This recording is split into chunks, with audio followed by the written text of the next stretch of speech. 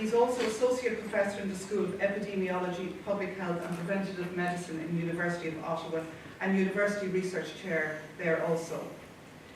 He has been cited as one of the world's most influential minds and is ranked in the top 0.05% of researchers, of all researchers in the world. And I just wonder how statistically significant that is. He has over 500 research papers and has been cited thousands of times. He has been involved in developing the science of how to optimally conduct and report systematic reviews, and he has led the development of the Consort and the PRISM statement, and has been actively involved in many other reporting guideline initiatives and is part of the Equator Network. They say if nothing changes, nothing changes. And in this case, Dr. Moher has changed a lot. He has changed practice, and in so doing has changed outcomes for patients and for how we conduct research. It's my great privilege to hand over to Dr. Moher, who will talk today about the quest for better behaviour in science. Thank you very much.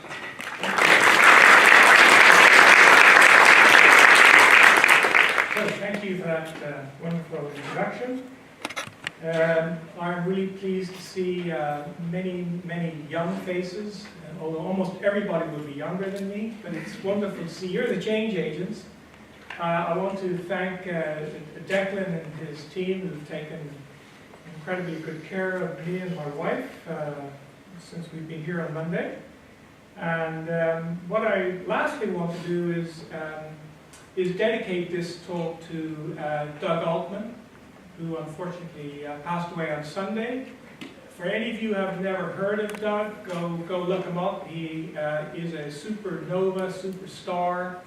He's made some incredible contributions to statistics, to medicine, and I was really privileged to know him very well for many years. So I certainly miss him. I used to speak with him certainly every month. So I think where I've come to in my career is sort of wondering not so much about the research we do, but really wondering about the researchers and can we mold our behavior? And if we can mold our behavior, who might be responsible for that? So that's what I'm about. And let me just see where I should go here. This is going the wrong way. Okay, so this is what I'm going to try to do. I'm going to give you my disclosures. I think I'm pretty clean. I don't have any craziness. What I'm going to try to do in the next sort of 50 minutes or so is really give you a sort of a three-part talk. And I will get this right. So the first thing I want to do is sort of relate to you what I think is the evidence about publication practices that are going on in academia. I think is so. One of my roles is I run a centre that provides evidence for the Canadian Task Force on Preventive Care.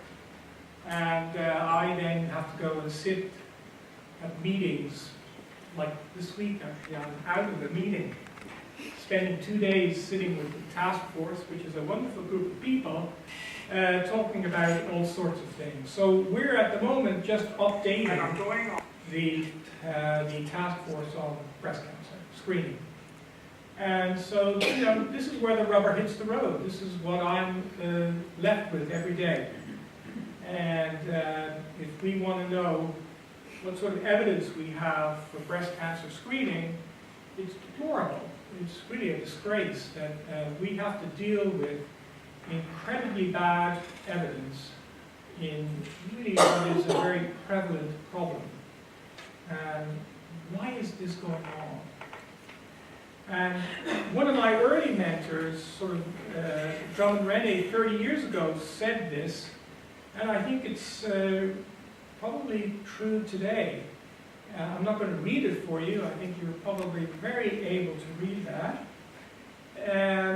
About a quarter of a century ago, Doug Altman wrote a really important paper sort of saying, you know, perhaps we ought to take stock of what we have, and perhaps we ought to do a better job, better science, better reporting.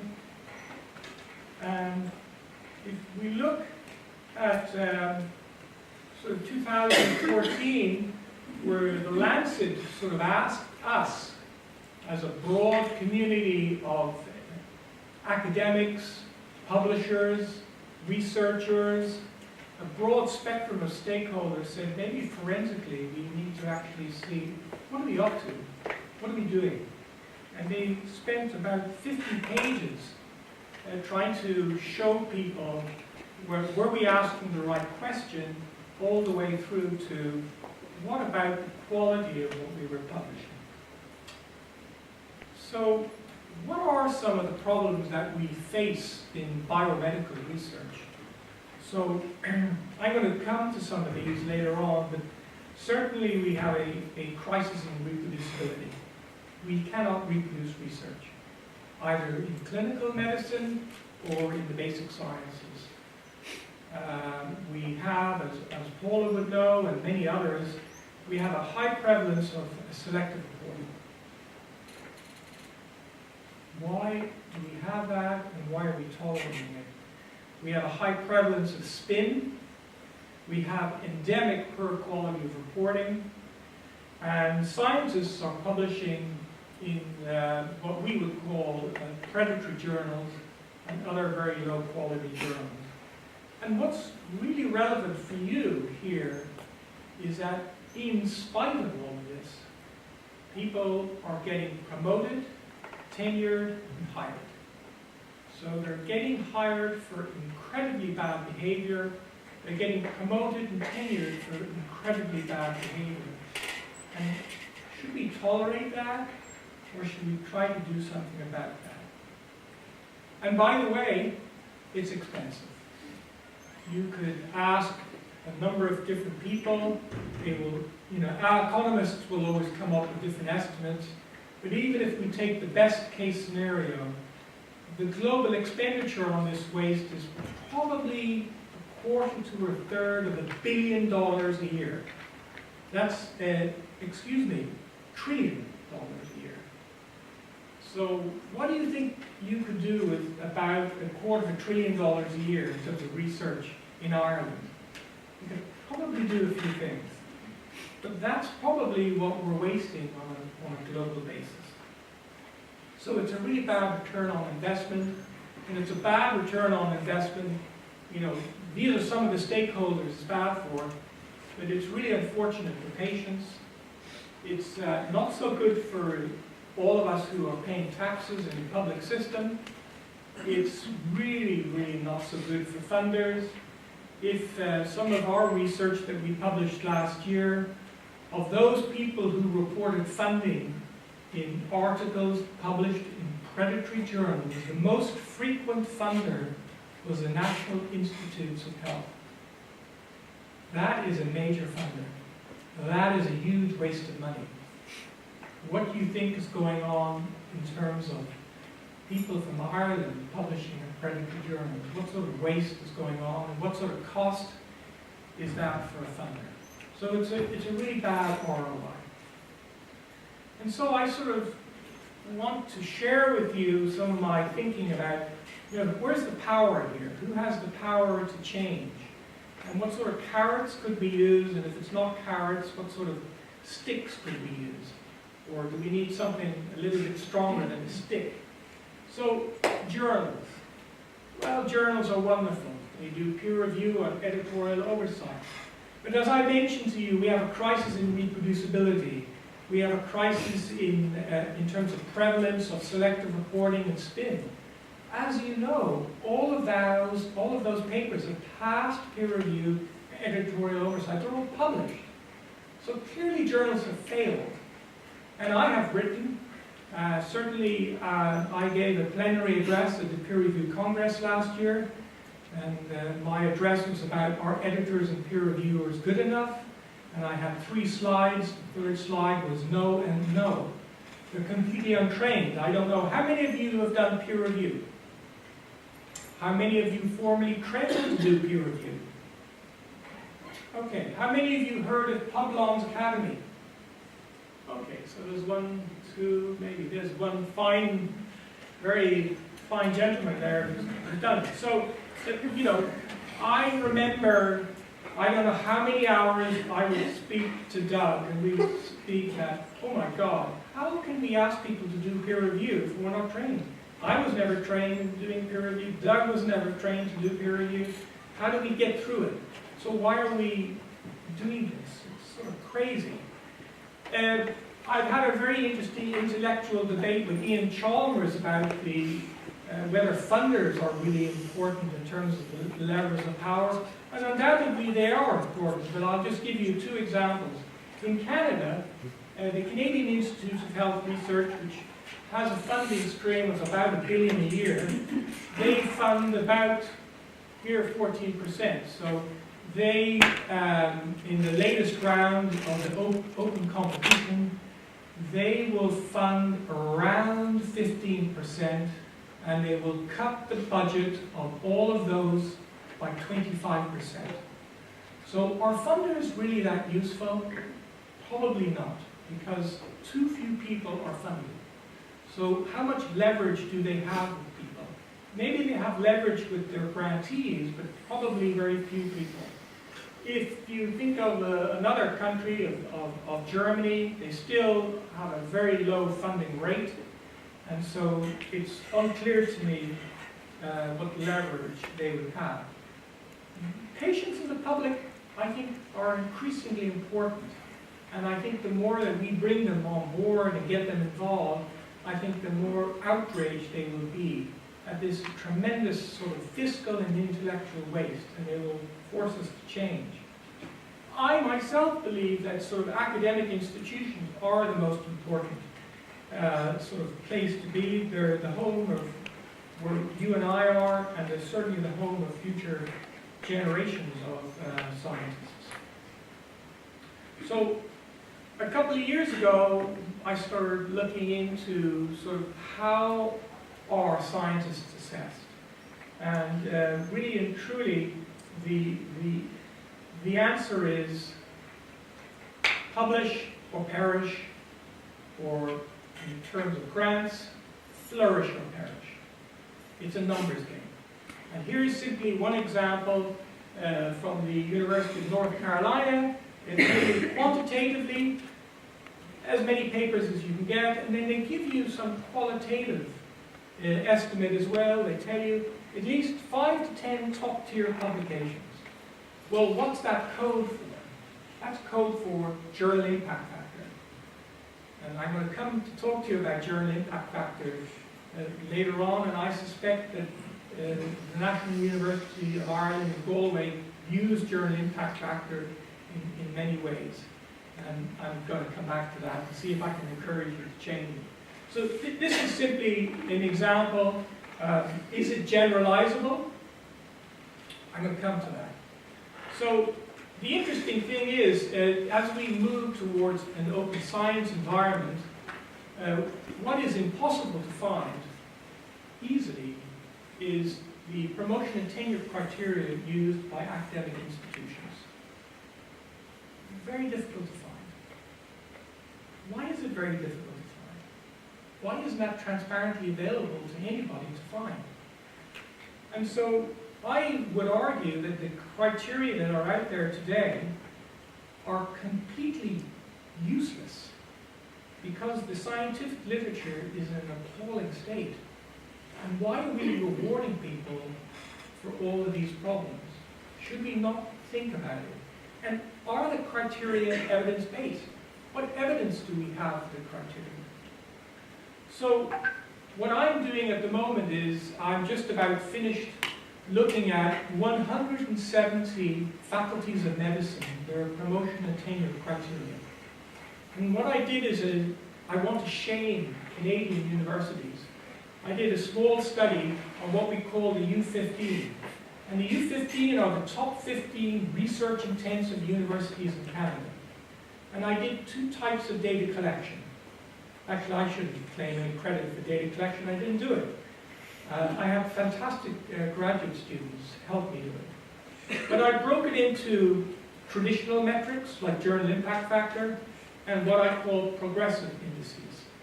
And these are some of the progressive indices, and you can see the fraction of institutions, promotion tenure criteria that promote data sharing, zip, that promote publication in open access mediums so that anybody can have access to the data, 0. So Canadian research-intensive universities fail miserably at the most basic evidence of promotion and tenure. And I'm going to come back to this repeatedly. It's almost like David Brooks, who's a conservative commentator for the New York Times, wrote a really nice book where he actually asks the question, do we want to be remembered for our resume virtues, or do we want to be remembered by how we're eulogized? How do we want to be? And it seems to me that today, the vast majority of effort is, okay, how fat and big is your resume?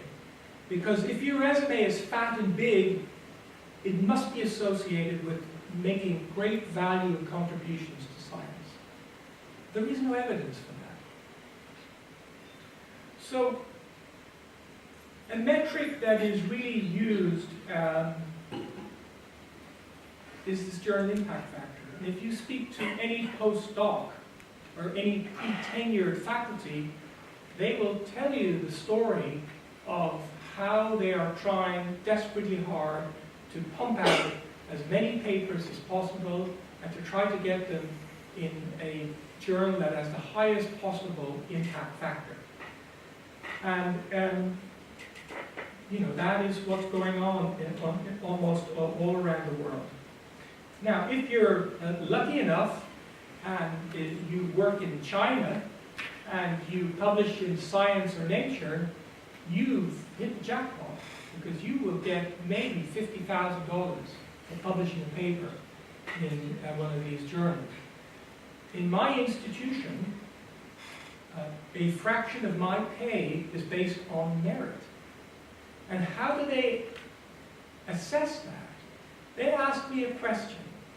Of all the papers that you've published in the past 12 months, divide them into 3 categories.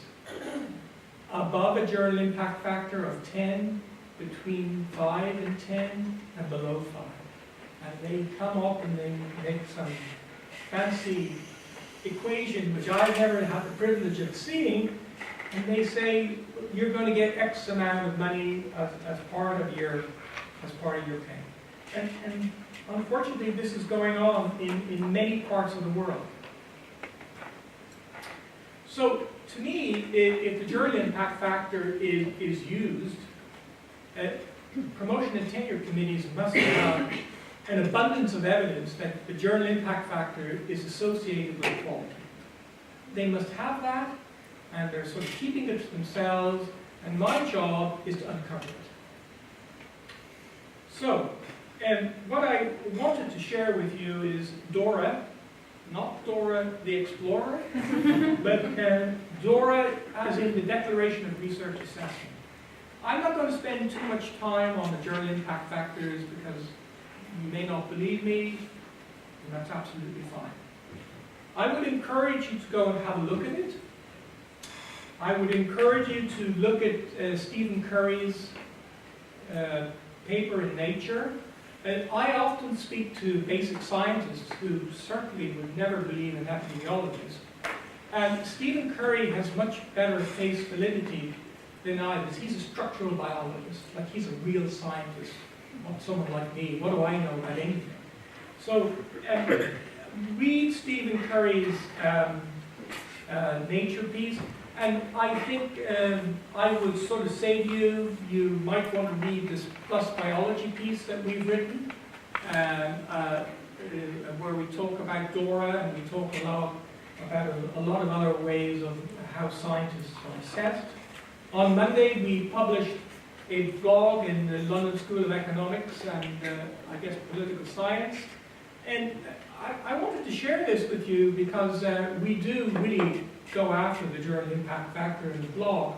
But what's fascinating is that the first author of our blog is Florian. And Florian is, he's a psychiatrist, MD, PhD, and he was at Stanford last year when I was there. And he now is back in Brittany, in France, going through the process of getting hired. And so what does that involve? Well, it involves some really interesting things. So one is Florian needs to provide his Dean of Medicine with all the papers that he's published, the journal impact factor of all of the journals, and then they clearly don't have statisticians in the promotion and tenure committee. What they do is they take all of these journal impact factors and they make a mean of them. Okay. So I thought, well, that's sort of a little bit problematic. But then what they do is they say, well, you know what? We correct for field, for discipline. And how do they correct for discipline? We don't know. They will not share that with Florian, nor will they share that with me. So here we have people in 2018 who are trying to get hired in academia, and it's like snake oil. We don't know how they hire people. What is the formula that they use? We know that they use the journal impact factor. We know that journal impact factor is a highly skewed distribution. We know that very few papers will account for most of the citations of these papers, and so it's a highly problematic statistic to use. So have a look at this impact blog and see for yourselves what you think in terms of what we've written. And we put in that blog what Florian has to deal with in terms of trying to get hired. So I think we also know that the journal impact factor has definitely been gained. We have quite a lot of evidence about it being gained. Journals do all sorts of interesting things. Many of you might have heard about e-publications ahead of print. That is done because it allows the publisher to figure out where is the best place to start to count. Is it when it's published electronically or whether it's published in print, which will give me the best impact factor. So there's all sorts of interesting behavior going on. There's not very good behavior. And most importantly, is there almost no evidence that journal impact factor is associated with quality. That's something you can see from our Plus Biology paper and certainly from our impact blog. There's very, very little evidence that journal impact factor is associated with quality. So what I wanted to share with you, how many of you have heard of Atul Gawande? Okay, so Atul Gawande is the most beautiful writer. He's a for the New Yorker, which is perhaps the best magazine I know of. But he has a day job, and he's an oncologic surgeon at Harvard. And he's written some very beautiful pieces in the New Yorker, and he's written several books. So this is a piece that Atul Gawande wrote in 2010, really about how far should medicine go, and how should we deal with situations of sort of letting people die with dignity. And this article provoked a tremendous dialogue, at least in North America. And 4 years later, he followed up with this and wrote Being Mortal. And I would argue that this book has had a profound influence, at least in North American society, in terms of the discussion about how far should medicine go. So the most important thing I want to mention to you about the article and the book. The article is published in a magazine. It's not published in an electronic scientific journal. And it's a book. In my institution, and perhaps your institution, he would be given no value for this. It would not be valued It's not a journal impact factor. It's not a publication. But how could we let somebody like Atul Gawande go by and not recognize his tremendous value to life, medicine, and a whole bunch of other things? Another example would be Quiet. How many people have read the book Quiet? Okay, so Susan Cain was a Harvard-trained lawyer, an introvert. And she gave a TED talk, I may be a little bit wrong with my numbers, in probably 2012, and probably within a week there was 3 million downloads. So here's a person who's made a profound impact on sort of introverts and how introverts can fit in and be leaders, and what extroverts need to know about introverts. In an academic environment, she would have zero value. Why is that? Why would we not want to value something like this as incredibly important? So, as part of my sabbatical, I became sort of very interested in how could we change behavior. And the behaviors that I was interested in changing, and am interested in changing, I think are quite easy to change. So one would be, register protocols. Don't switch primary outcomes. Promote reproducibility. Share data. We're in an open science environment. Let's share what we've done. Use reporting guidelines. Promote open science. To me, they seem relatively easy to do, and to me, they seem to have evidence to underpin them.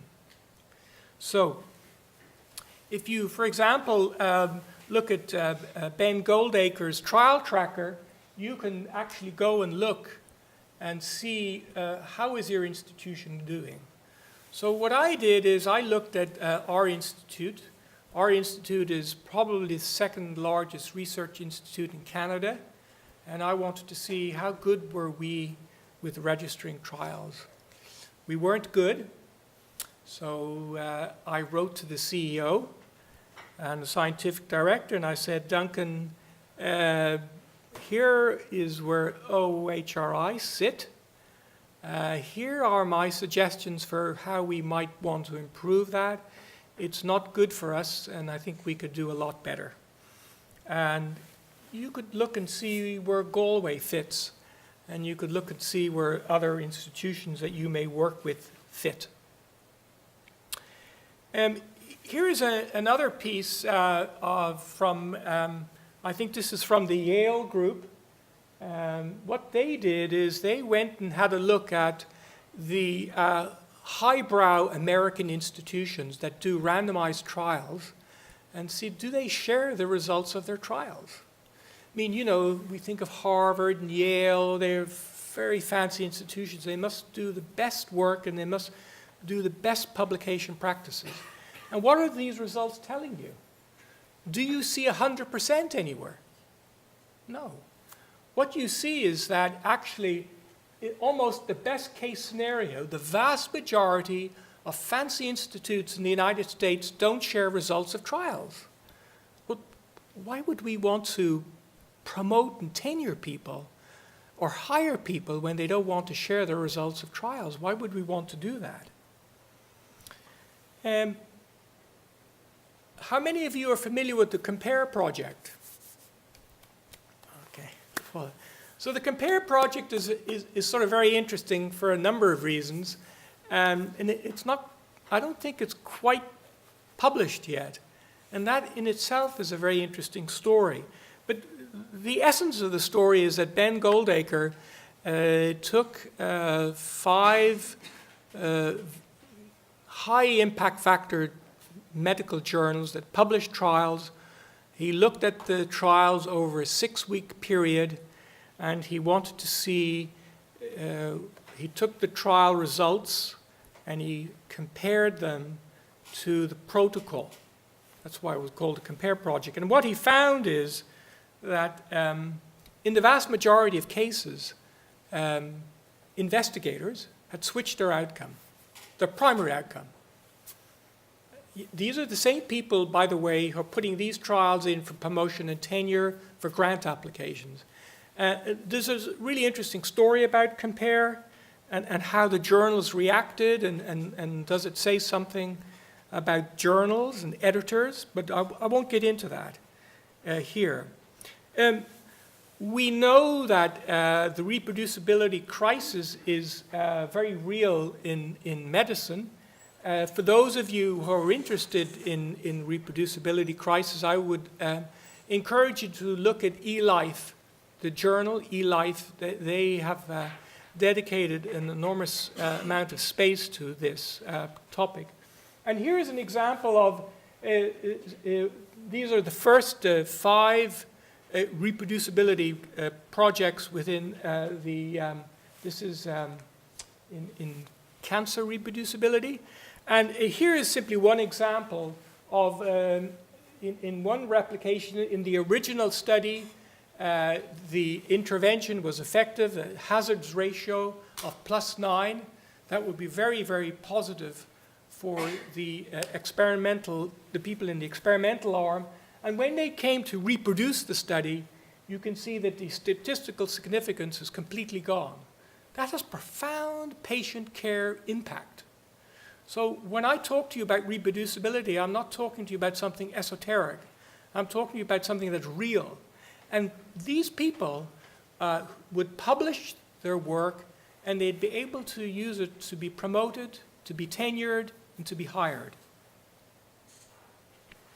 Probably the most important work on reproducibility has been done by a psychologist, Brian Nozell, in his Center for Open Science.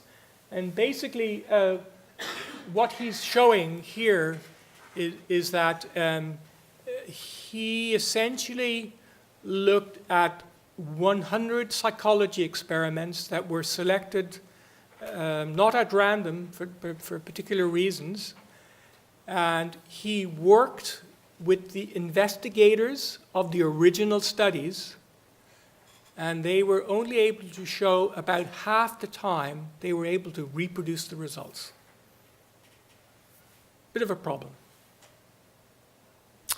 And what's very interesting is that when I was giving a talk last year at the National Academy of Sciences, Jeff Flyer was in the audience, and I was sort of talking about this, and he got up and said, you know, we need to think about this in terms of when we're hiring people, we need to ask them, we need to really think about the notion of reproducibility.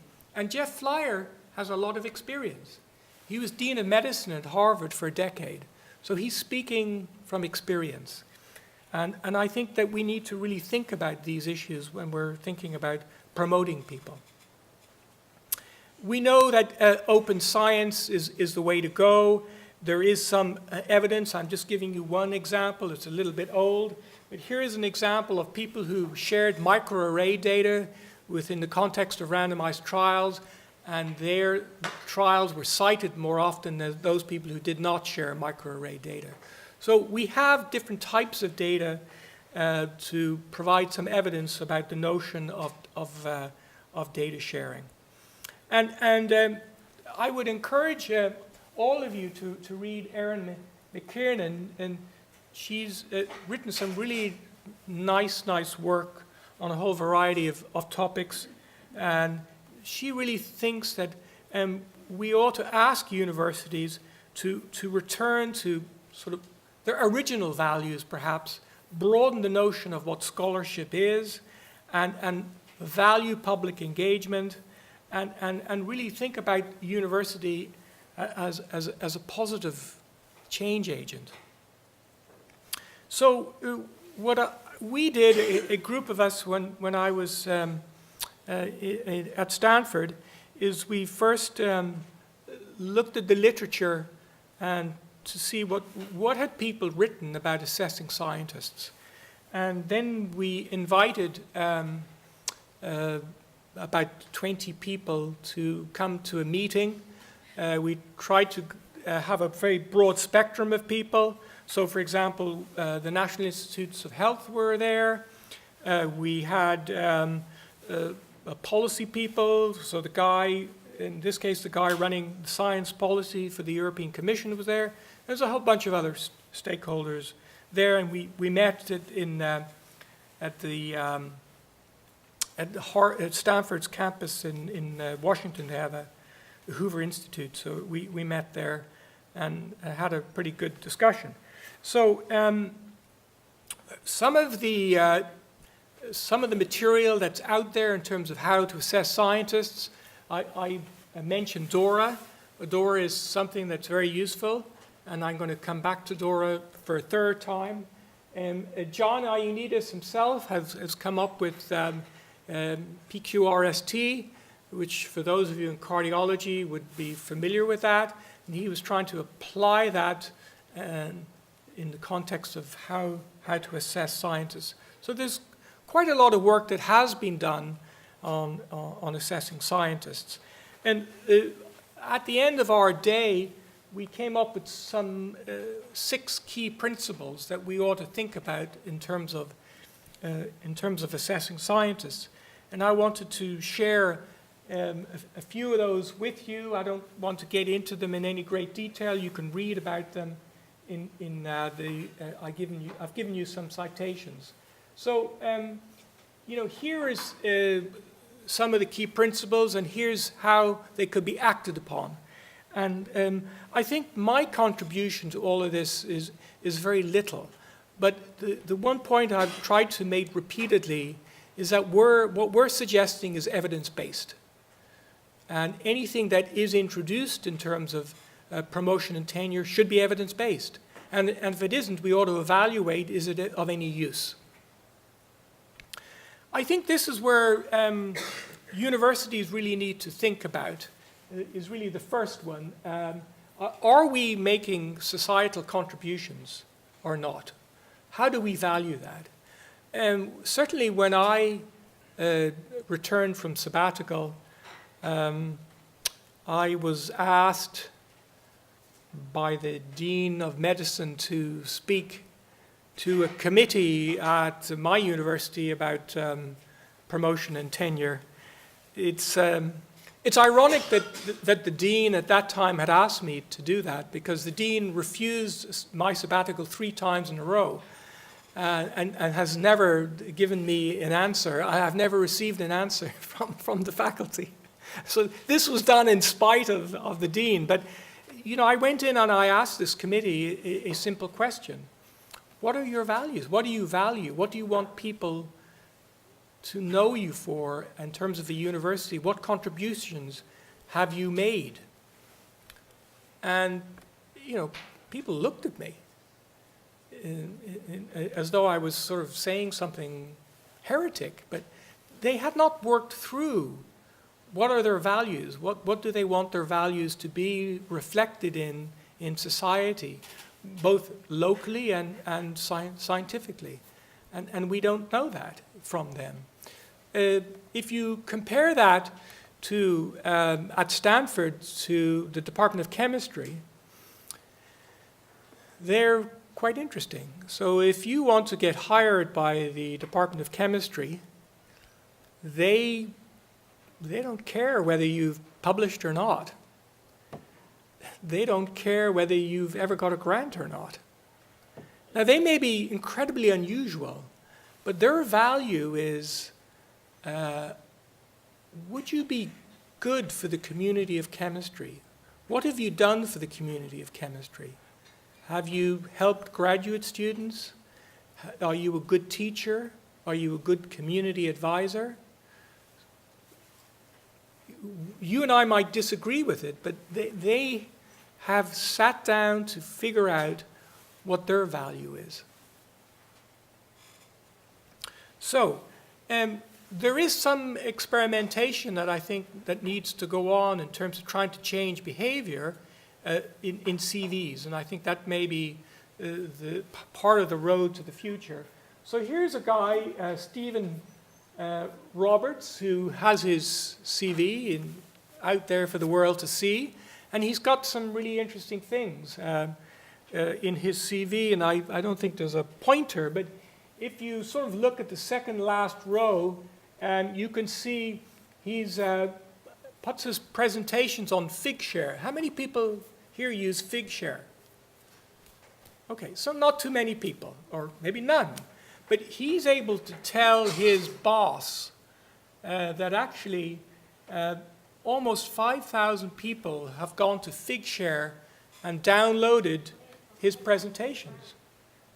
That's probably fairly important. Certainly that could be seen as value. And he's got a bunch of other pieces of information that could be very useful in terms of value, scholarship in 2018 that we could use instead of this crazy journal impact factor. I'm not saying we should get rid of it. You could keep it, but you really should use a lot of other evidence-based criteria to add to it. So what could we supplement our CVs with? Well, we could supplement our CVs with a lot of what I've been speaking about earlier today. Information about registration, information about sharing of information, community engagement. How many of you are familiar with Impact Story? So I would encourage you to go and look it up, but it's an example of where I'm valueless at my institution. So last year, I was very lucky to publish a paper in Nature. And because we're a small little center, we're an open science center. So anything we do is publicly available. Any data we have is publicly available. So we had looked at a couple of thousand predatory journals. I got a phone call about 4 months ago from the president of the Swiss National Science Foundation thanking me for having my data openly available, that they could use that data to see how prevalent the problem was in Switzerland. My institution doesn't value that. It's valueless. Why? Why do my institutions simply value, have you published enough papers and have you published them in the highest possible journal impact factor?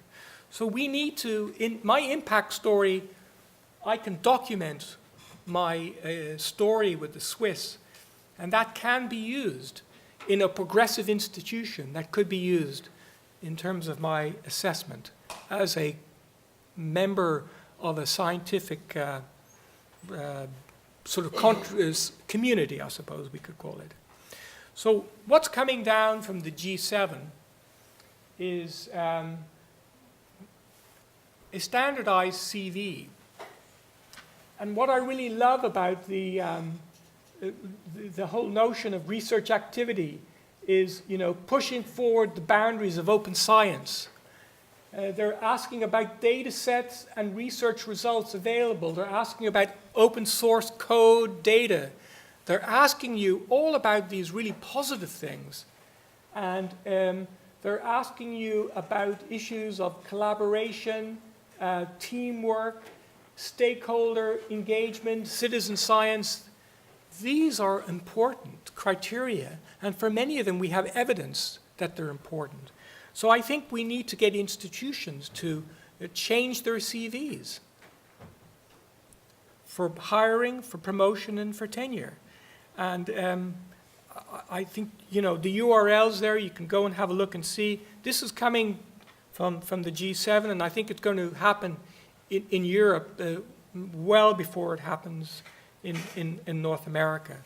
So in terms of implementation, I think that we really need to ask promotion and tenure committees to add best publication practices to their assessment criteria. And certainly what we came up is responsible indicators for assessing scientists. And I think that in part is code for evidence-based. What is the evidence that we have and we need to make available for when we're thinking about promotion and tenure?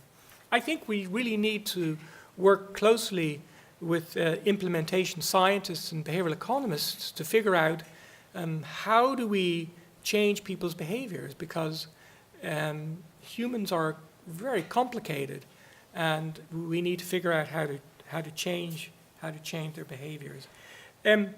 We really need access to promotion and tenure committees, and we need to know what they're doing, and I think we need a lot more openness and transparency that really doesn't exist today. And in 2018, I'm very shocked about it, and I think universities should really get with the game. I think if there is any chance of these responsible indicators coming into practice, it's going to be related to university ranking systems. At least in the United States and Canada, certainly this is their church. How are you ranked? And I can understand that from some perspective, because there's lots of positive attributes associated with a high ranking. There's no question about it. But there is quite a lot of evidence that actually the university ranking systems are highly problematic. One of the pieces of research that we're currently doing is, because I know it's been recorded, I won't say, we have taken a university ranking system, we have the data, and we're starting to manipulate our responsible indicators to see what happens to the rankings.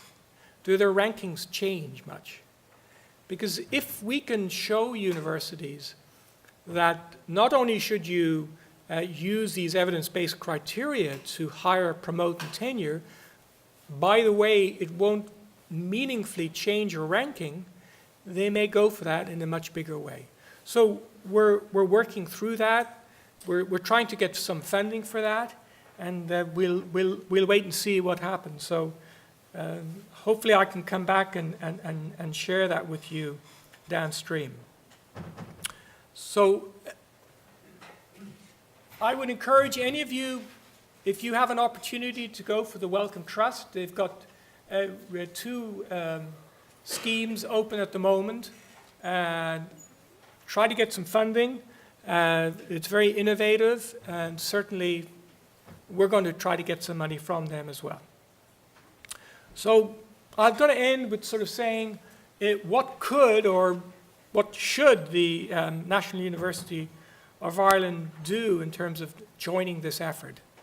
And so one of the things I would say to you is that in general, I think you could do a university-wide best publication practices. Not simply looking at sharing of results, but actually, do you encourage people to share their data? Do you have anything in your promotion and tenure criteria about registration, about other good publication practices that I've mentioned earlier on? That would give you an important baseline. Then I think what you should think about doing as an institution is sign Dora. All 7 of the major UK funders have signed Dora. Even if it's difficult for you as an institution to sign it, I would really encourage each and every one of you, when you leave here, sign it. You can sign it as an individual. Sign Dora. Thousands of people have signed Dora. And the institution, it would be wonderful for the institution doing, more and more institutions are signing Dora.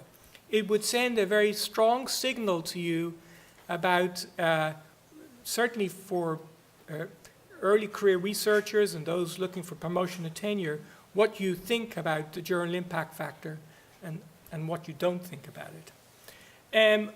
I didn't talk too much about orchids, but how many people have an orchid? Oh, wow.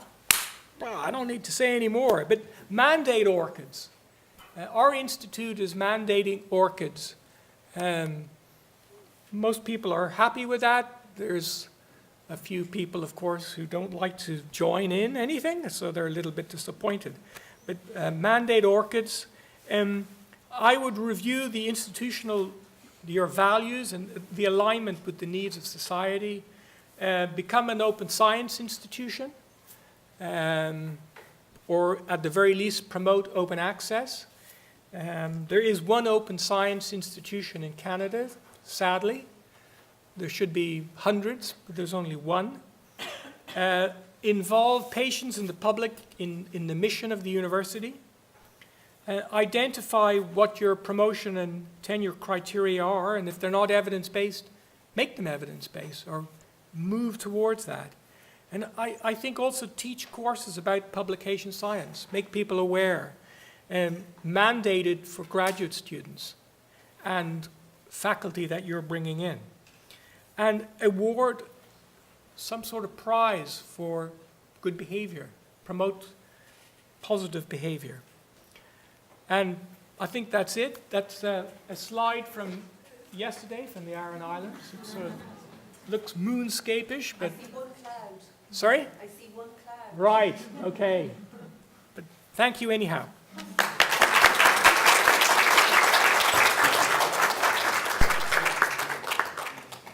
Thank you so much. My pleasure. I think you've just thrown everything on its head. You know, we're driven by impact factors, number of publications, everything that we can measure, and it's certainly a lot of food for thought in terms of, are we measuring the right things even? And what do we value? So if it's okay with you, can I open for some questions? Oh, absolutely. If people have them. So have we any questions from the floor? I think people are still digesting some of... We've one here. Patricia, just...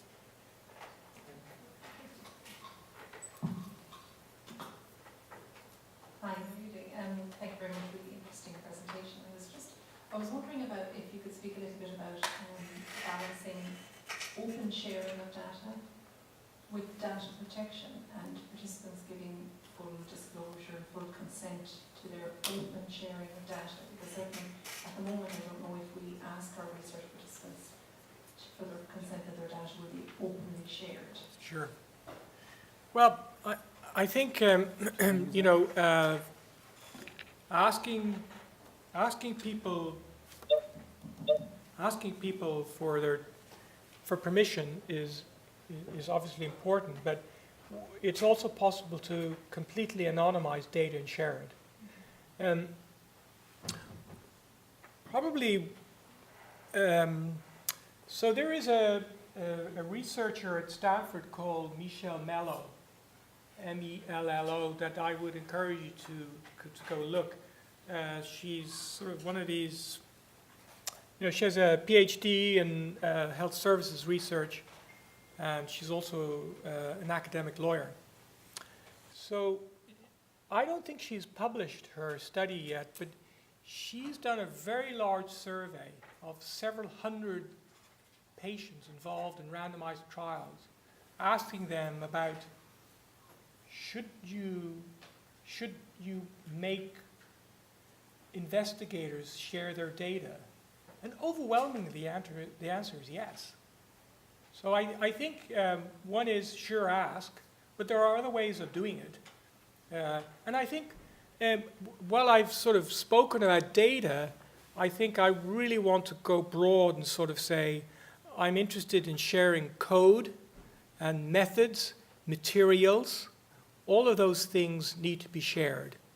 And, you know, we have, there's one university in Canada that has a very strong clinical trials program.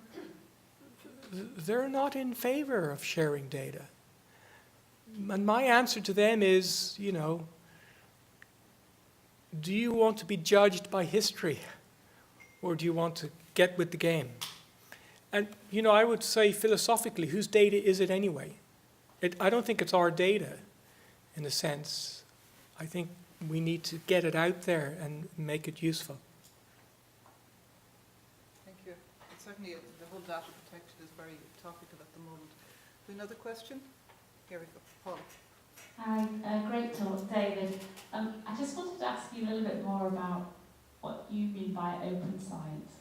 So for me, I think open science has got a large number of components. Is open science going to be good for all areas of science, better for some?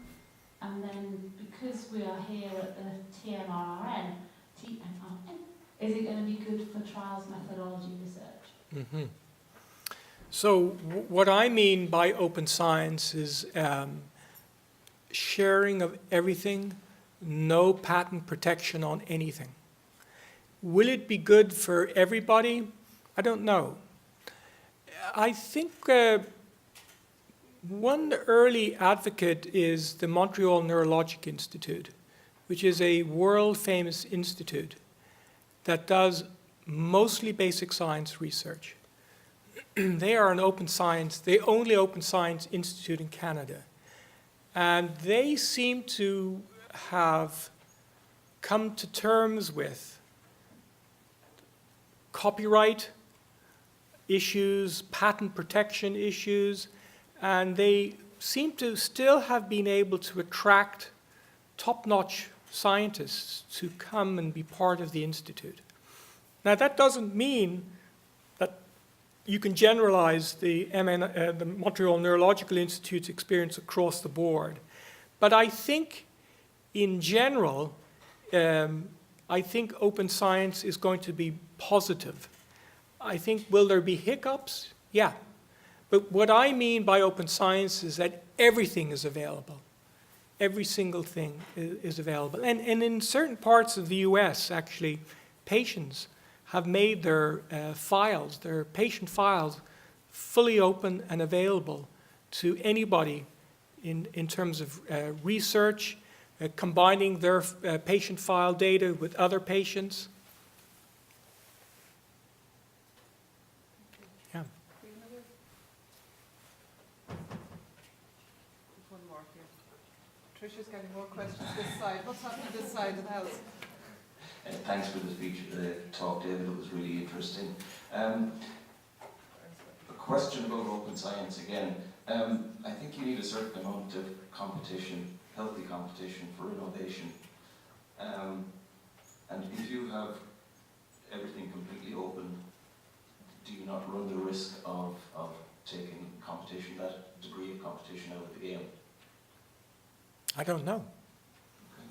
I mean, do we have evidence that open science is problematic? I mean, the one thing I hear constantly when I give talks is that, you know, if I make my protocol available, somebody is going to come and do it and steal it. I have almost seen no evidence for that going on. It doesn't mean that it can't go on, but I think the reality is that it actually doesn't go on. And I think we need to balance that possibility with. I don't know how many of you read last year. I think last year, John Ioannidis wrote a really nice piece in the Millbank Quarterly about systematic reviews and the fact that. In several cases, there were 20 systematic reviews on the exact same question. And Matt Page and I wrote an editorial where we sort of really tried to address the question, is it better to be open, or should we spend time doing 30 systematic reviews in the same thing whose quality is useless? So I think there's a balancing act, and I think undoubtedly open science, there may be instances of adverse events, but is the benefit going to outweigh those? I don't know. But I see no evidence. That doesn't mean that it's not there, but I don't see any evidence that it's highly problematic in terms of competition. I mean, you know, my experience in Canada is the Montreal Neurological Institute. Highly competitive, probably one of the most important places in the world for stroke research. I don't see them losing that competition. By the way, for them to become an open science competition, they received a competitive grant from the Government of Canada for $40 million. One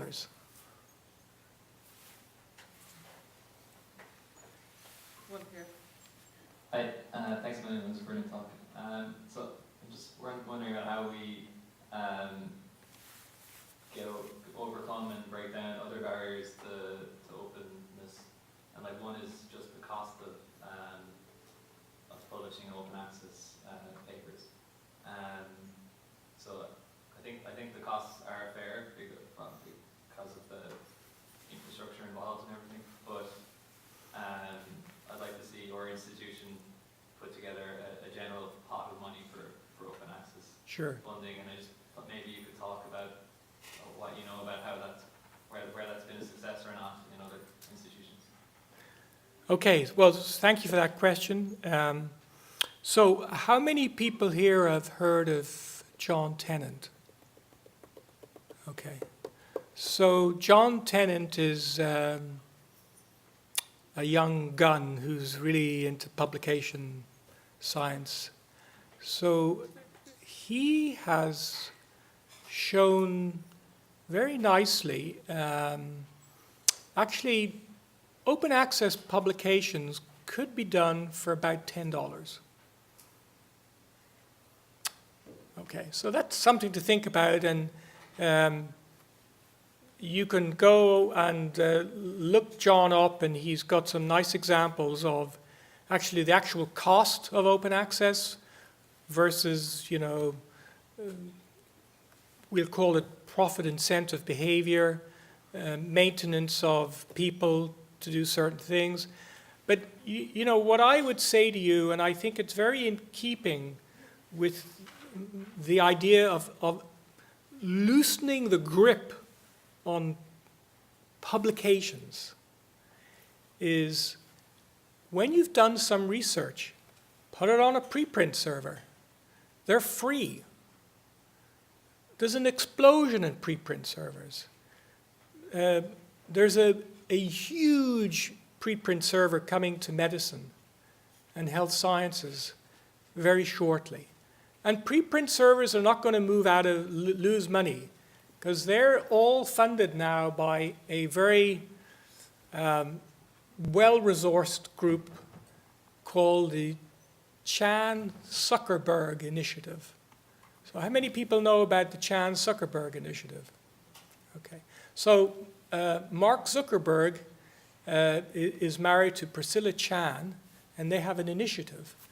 And they have agreed to put probably 95% of their wealth into research.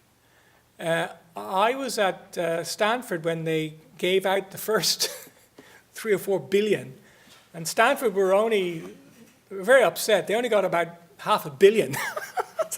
But they agreed to cover off all of the preprint servers. So, for example, if you look at bioRxiv, it's funded by the Chan-Zuckerberg Initiative. That's one example. So get your institution to release their madness on journal impact factors. Push hard to get publishers to change their behavior. Elsevier have lost their contract to all German universities. There's people like John Tennant and Tony Ross-Hulier who are really pushing people to change behavior. And then you as individual can change behavior. Put it on a preprint server. It's free. Plus Medicine, I believe in May, Plus Medicine, when you submit to Plus Medicine, you have an option of going to the journal or going to the preprint server. It's free.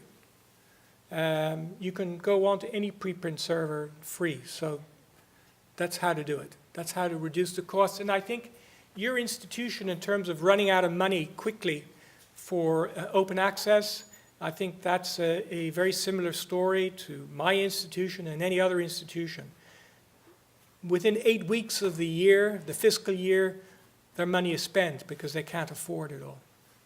I think the model, the open access model of APCs, which is author processing charge, that is going to change. It's not a sustainable model. Okay, have we any other? No. I'm going to close and thank you so much for your time and for your expertise and your vast knowledge and for sharing it with us. You have killed one incentive though. You opened up the idea of the Wellcome Trust Foundation and then you said, well, we're applying. So I thought, well, that wipes us all out. No.